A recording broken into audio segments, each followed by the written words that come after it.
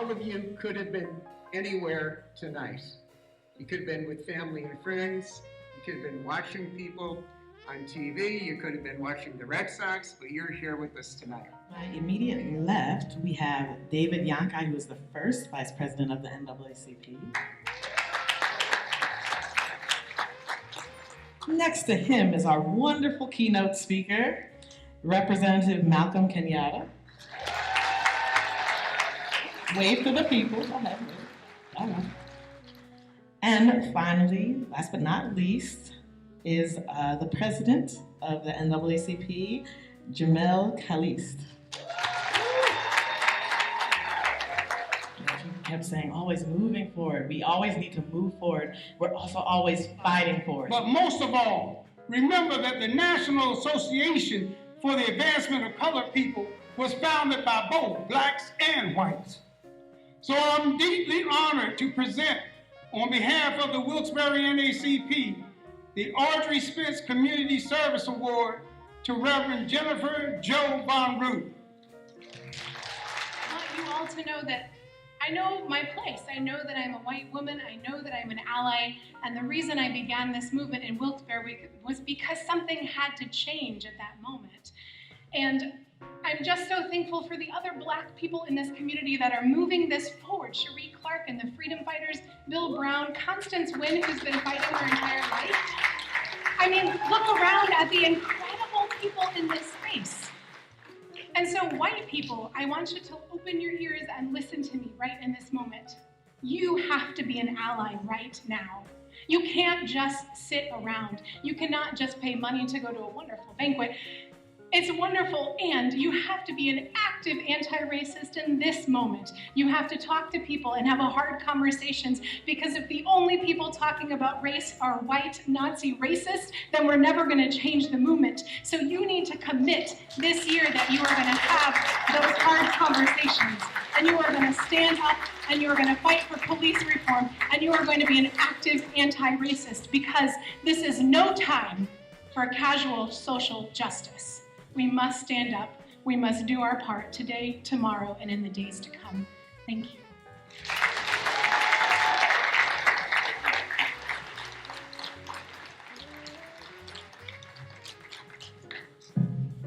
Thank you, Jennifer. Congratulations. We will now have Larry Singleton come up and present an award as well. I'm honored and humbled in presenting this award to Nancy Frey. So Nancy, where are you?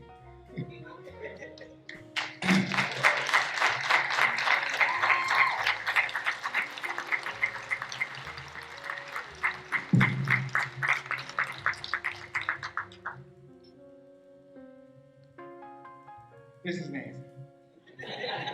And she never stopped. She continues 24/7. When you see her, she's walking down. I said, Nancy, take a break. And anyway, it's endless what she does.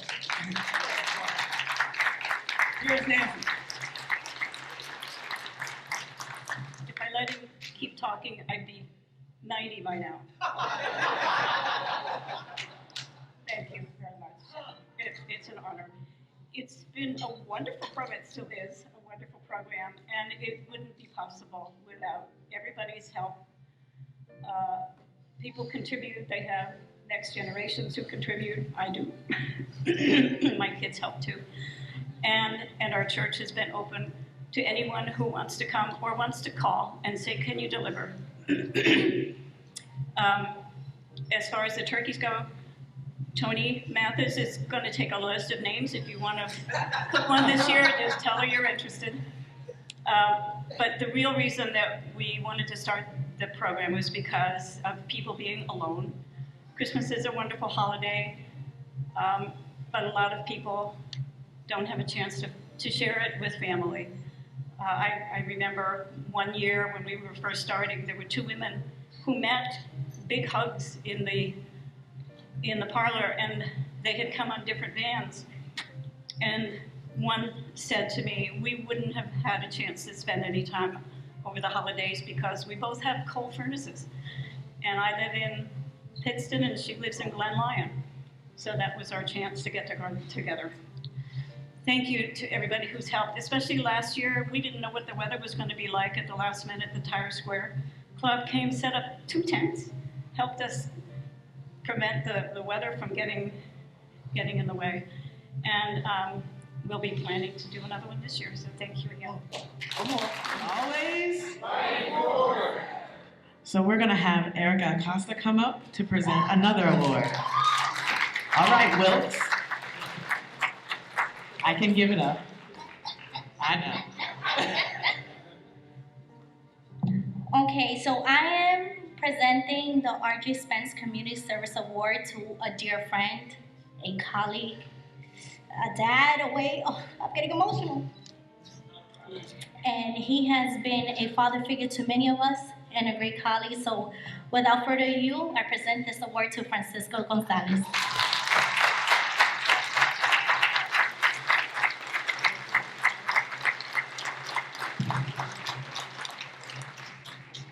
So Francisco, this plaque reads, if I can stop crying, it says, in recognition of his unselfish contribution to the community of the city of Wilkes Barre and Scranton, Pennsylvania, he has demonstrated his commitment on behalf of the local Latino community through support and your activism. Thank you.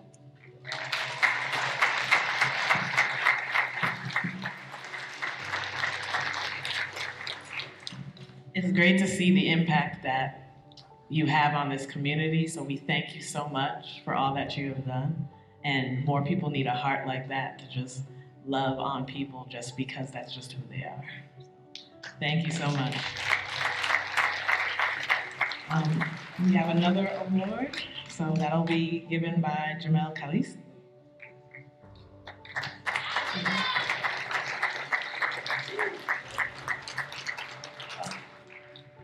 I'm nervous, but we good. How's everybody doing tonight? All right, I'll feed off of y'all. How's everybody doing tonight? All right. Please bring a warm welcome to the Wilkes Barre Wolverines.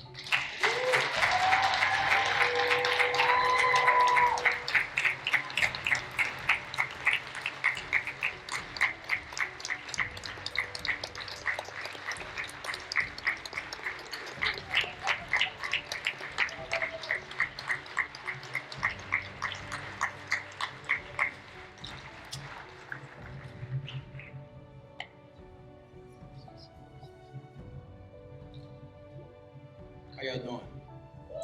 All right. I'm not the president. My wife is the vice president.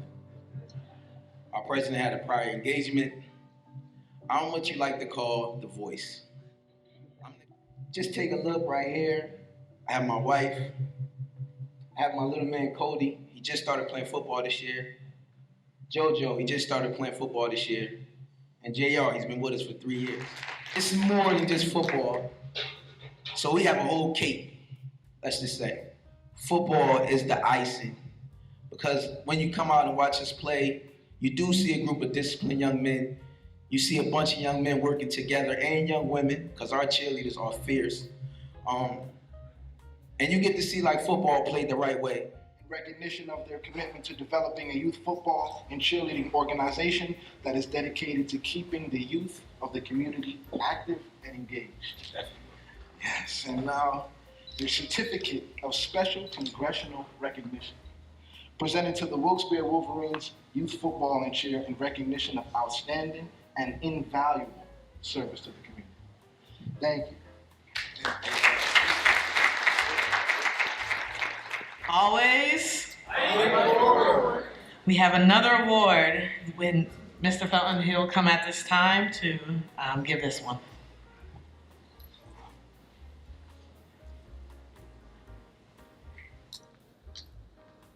After I make this presentation, State Representative Eddie Day Krasinski is going to come up. He has some citations that he wants to present tonight as well. The Wilkes Barre NAACP considers the next award the most prestigious and highest of recognition of all the awards presented tonight. The bio that was shared in the Souvenir Journal is just a snapshot of all that Connie has contributed to the city of Wilkes Barre. Since my wife and I relocated to the city of Wilkes Barre, more than 30 years ago, I've had the pleasure of meeting many people who have since gone on, and they've contributed to my growth as an individual and a person.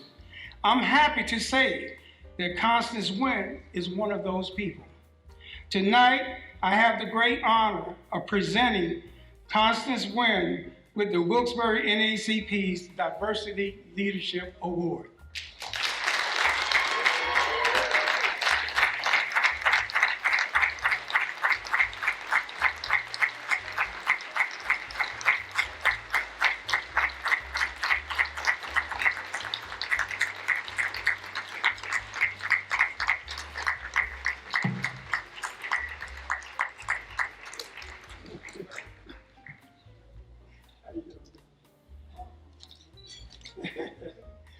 Okay, the annual Freedom Fund Banquet Diversity Leadership Award, Constance Wynn, former president and executive committee member. In recognition of her dedication and commitment as a branch archivist, founder of Rediscovering Ancestry Through Culture and Education, race team, and is currently serving on the Luzerne County Historical Society Board of Directors as one of the first African-American board members. Constance is a Silver Life and Gold Life member. Now, to be a Gold Life member, you have to first be a Silver Life member. So she's the first Gold Life member in this branch, just like her sister was the first Life member in this branch. And signed, President Jamal Police and Secretary Flora Jenkins.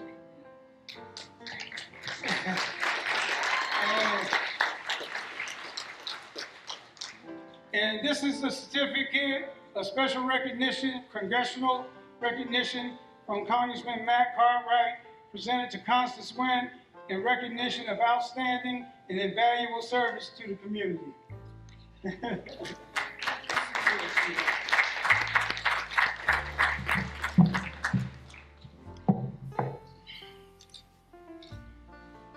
Usually I'm never at a loss for words. Tonight I am. Tonight I seriously am.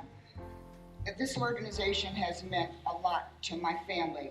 When my sister started this organization, it was because she had been away, going to college down in Greensboro, North Carolina. When she came home, she thought, oh, Wilkes Barre, I'm home. It's wonderful, I'm back. Well, that's not what she was greeted with. When she came back, she couldn't find an apartment for a year and a half. Finally, somebody was kind enough to give her an apartment. And that's when the NAACP was born in Wilkes Barre, Pennsylvania. I watched her work tirelessly. You had to have at least 100 signatures to be able to have your own organization within the city. Somebody had asked me, as a matter of fact, my friend Bill Jones, he goes, why didn't you sign? I said, first of all, I have a big family. I'm number 9 out of the family. I said, we didn't want to look like we were taking over an organization. We wanted to be a part of an organization. So once she got the 100 signatures, we were all behind her. There was not one family member that was not behind her. I'm just grateful that Ron and the group has stayed together.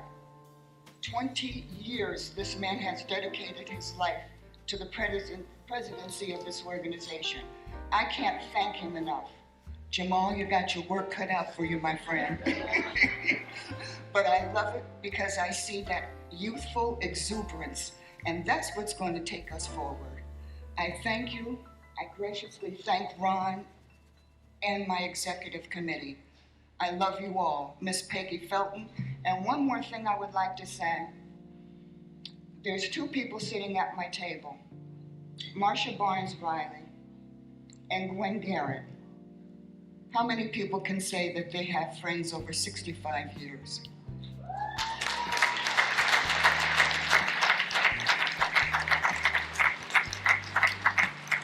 I love and adore these two women. They've been in my life forever, and they will always be in my life until the Lord calls me home. I can't thank you enough for this prestigious award. I'm shaking. I am so thrilled and happy. God bless you all, and thank you. Thank you so much.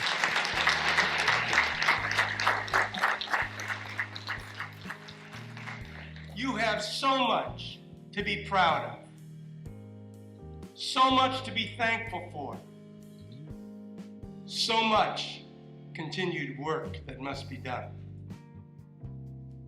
But the people that you have honored today, I will also have that honor.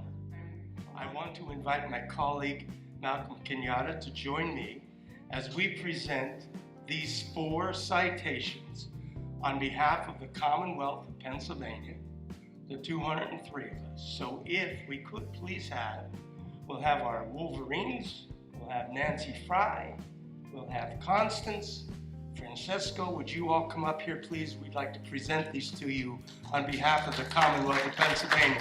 Give them a round of applause. 25. I'm 49. What are you laughing at? All right, now hold on. The next one we have is, where's our Wolverines coach?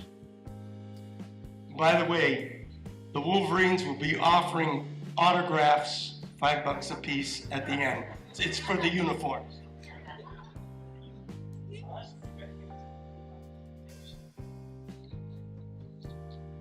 First openly LGBTQ person of color and one of the youngest members elected to the PA General Assembly, he is deeply committed to creating an equitable and inclusive society.